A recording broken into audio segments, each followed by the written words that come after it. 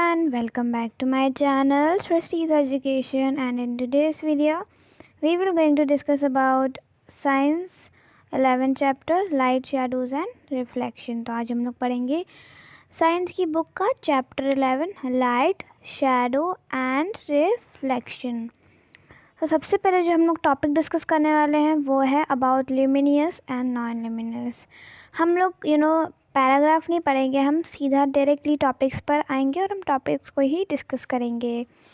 तो यहाँ पर सबसे पहले दिया है कि जब आप डे में क्या देखते हो, स्काई में सन को देखते हो, तो सन एक ऐसी ऑब्जेक्ट है जिसकी खुद की अपनी लाइट होती है, जो अपनी खुद की लाइट को बाहर निकालती है। So basically the objects that give out or emit the light of their own are called luminous object। तो मैं आपको इसको हिंदी में भी समझाती हूँ। जो भी वस्तुएं, जो भी ऑब्जेक्ट्स जो जिनकी अपनी खुद की लाइट होती है, जो अपनी खुद की लाइट बाहर निकालते हैं, उन्हें हम ल्यूमिनियस ऑब्जेक्ट कहते हैं।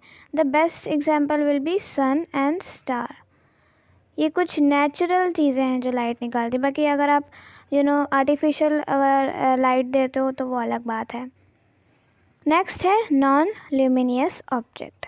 The objects that do not give out और emit the light are called non unluminous object.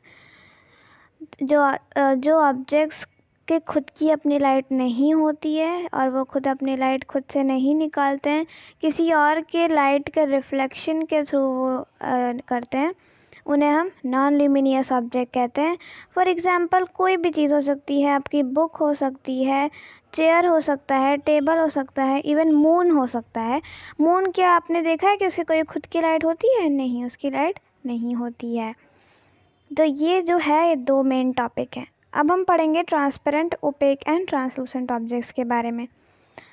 So basically transparent क्या होता है? ट्रांसपेरेंट होता है कि आप अपने घर में बहुत सारी चीज़ें होंगी, जैसे आपके कांच का ग्लास होगा आपके घर में, तो आप देखेंगे अगर कांच के ग्लास को अपने आँखों के सामने रखेंगे और ट्राई करेंगे कि आप उसके थ्रू यानी कि उसके सामने वाली चीज़ों को देख पाएँ, तो आप इजीली देख पाते हैं ग्लास के अंदर से ही आप बाहर की चीज़ें देख पाते हैं, क्योंकि वो ट्रांसपेरेंट है।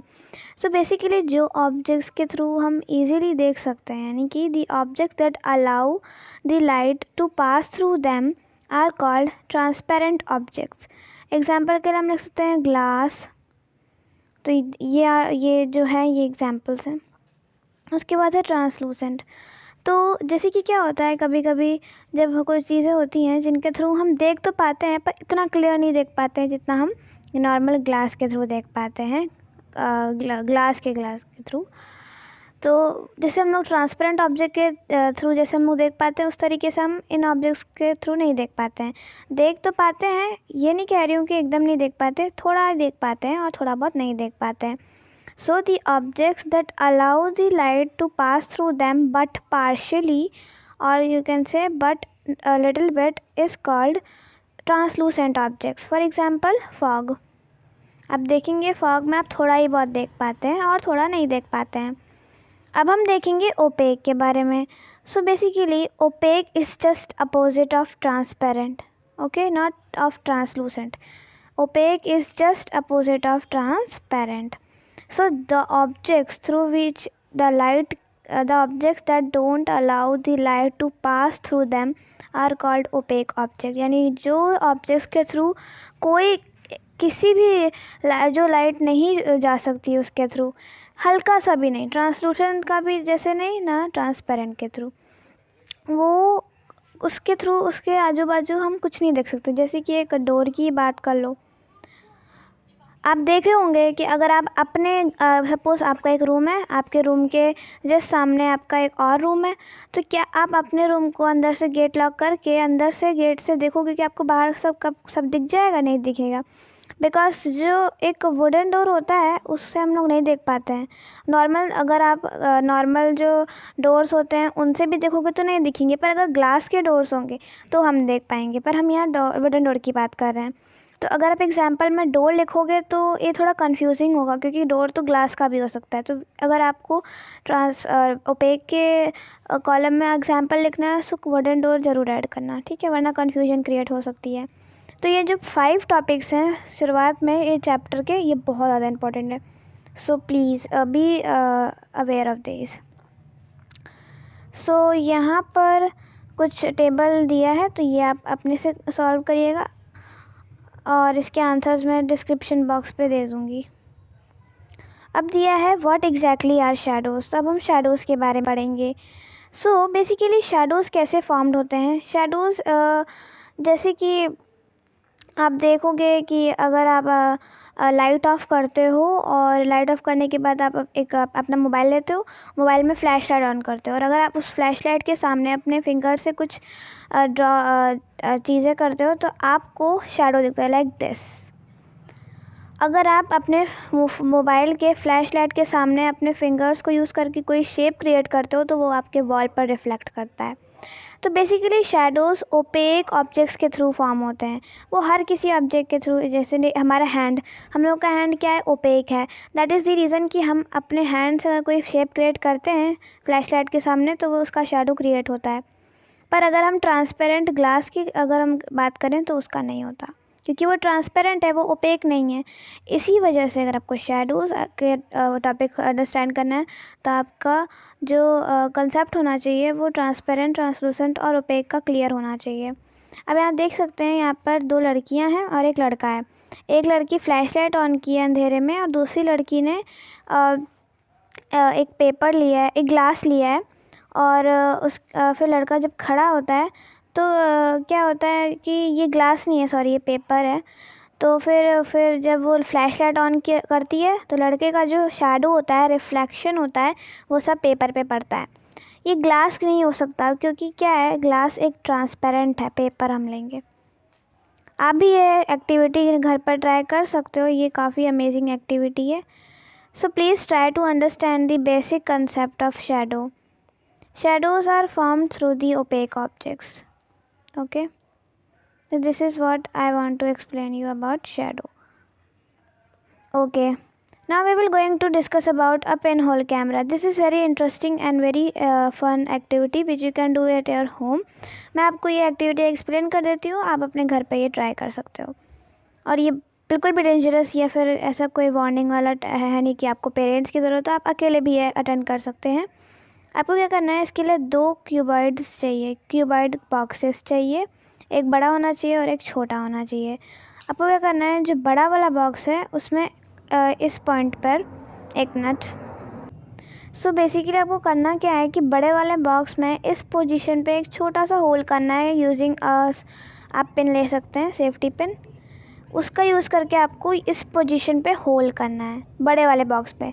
और छोटे वाले बॉक्स में आपको इस पोजीशन पे एक बटर पेपर पेस्ट करना है। अगर आपके पास बटर पेपर अवेलेबल नहीं है तो आप नॉर्मल पेपर पे हल्का सा, मतलब अब नॉर्मल पेपर पे ऑयल लगाकर उसको अच्छे तरीके से फैला दो, तो फिर वो बटर पेपर वो बन जाएगा। और इस सब करने के बाद आपको बड़े वाले बॉक्स के अंदर छोटा वाला बॉक्स रखना है, और इस पोजीशन में कि आपने जो बटर पेपर पेस्ट किया है वो सामने की तरफ अंदर जाए, ठीक है। इस तरीके से आप अंदर आइए। आप ये फिगर देख सकते हैं, इसमें ये बड़ा वाला बॉक्स है और छोटा वाला बॉक्स इस बॉक्स के अंदर डालना है, पूरा अंदर डालना है। और ऐसा होना चाहिए पोजीशन की जो बटर पेपर है ये होल के सामने रहे, यहाँ पर इस साइड नहीं होना चाहिए, इस साइड होना चाहिए। ये करेक्ट है और ये रॉन्ग है, ठीक है। इस तरीके से आपको करना है। और फिर आपको अपने खिड़की से दूर की बिल्डिंग्स या घर आप देखेंगे अपनी आईज अंदर डालकर, और ऐसे हिलाकर मूव कर कर आगे पीछे कर कर, तो आपको बहुत अच्छा सीन क्रिएट होगा और आप अच्छे से देख पाएंगे। So this is very fun activity जो आप अपने घर पे अटेंड कर सकते हैं, और मुझे ज़रूर कमेंट में बताइएगा कि आगे कैसा लगा आपको एक्टिविटी। ओके, सो आज की वीडियो के लिए इतना ही। नेक्स्ट वीडियो में हम पढ़ेंगे रिफ्लेक्शन के बारे में, मिरर्स एंड रिफ्लेक्शन। मैं थोड़ा सा इंट्रोडक्शन दे सकती हूँ। रिफ्लेक्शन का मतलब ऐसे ही होता है, जैसे यहाँ पर 2 लड़के खड़े हैं, एक लड़की है। एक लड़की ने अपने हाथ में मिरर पकड़ा है, और क्या होता है कि एक लड़का टॉर्च ऑन करता है और दूसरे लड़के के टी शर्ट पर, जैसे कि ये टॉर्च ऑन करता है मिरर की तरफ, जैसे ही लाइट मिरर की तरफ जाती है वो मिरर क्या होता है, लाइट रिफ्लेक्ट करता है जो लड़के के शर्ट पे इफ़ेक्ट होता है, तो ये बेसिकली होता है रिफ्लेक्शन, ये ज़्यादा डिफ़िकल्ट नहीं है। सो बेसिकली यहीं पर चैप्टर ओवर हो गया है, कोई मुझे पार्ट 2 बनाने की ज़रूरत नहीं है। बाकी अगर आप चाहते हैं कि मैं ऐसे एक्सरसाइज भी बस 4 ही हैं, सो या यहीं पर मतलब ये टॉपिक एक ही वीडियो में कंप्लीट हो गया है। चलो एक बार समरी भी डिस्कस कर लेते हैं, so that everything will be clear for you guys. Okay, so in the summary वो सब दिया है चीज़ें जो आपसे हमने पढ़ी हैं।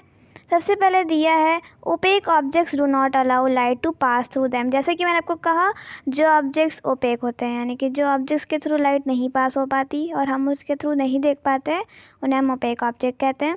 एक एग्जाम्पल लिख लेते हैं, रिकॉल कर लेते हैं एग्जाम्पल। अब वुडन डोर, वुडन लिखना ठीक है। ओके, नेक्स्ट दिया है transparent objects allow light to pass through them and we can see through these objects clearly, यानी कि हम इस ऑब्जेक्ट्स के थ्रू इजीली देख पाते हैं। ये होते हैं ट्रांसपेरेंट ऑब्जेक्ट। नेक्स्ट है ट्रांसलूसेंट ऑब्जेक्ट्स। ठीक है, so translucent objects allow light to pass through them partially. Partially मतलब थोड़ा बहुत। Shadows are formed when an opaque objects come in the path of light, यानी कि जब ओपेक ऑब्जेक्ट पर लाइट पड़ती है तो एक शैडो क्रिएट होता है। तो हमेशा याद रखना कि शैडो कैसे क्रिएट होती है, ओपेक ऑब्जेक्ट्स पर जब लाइट पास होती है। Pin hole camera, pin hole camera can be made with simple material and can be use to image the sun and brightly lit objects. Light travels in straight line, light हमेशा straight line में travel होती है, वो एक ray निकालती है। Mirror reflection gives a clear images, यानी कि मिरर जो रिफ्लेक्शन देती है वो एकदम क्लियर होती है। सो उसमें कोई ट्रांसलूसेंट और ओपेक की ज़रूरत नहीं। Okay, so thanks for watching my this video. If you like this, give it a big thumbs up and share this video. And मैं डिस्क्रिप्शन बॉक्स में वो 11.1 टेबल की आंसर्स प्रोवाइड कर दूँगी। You can look from the description box. So thanks for watching my video.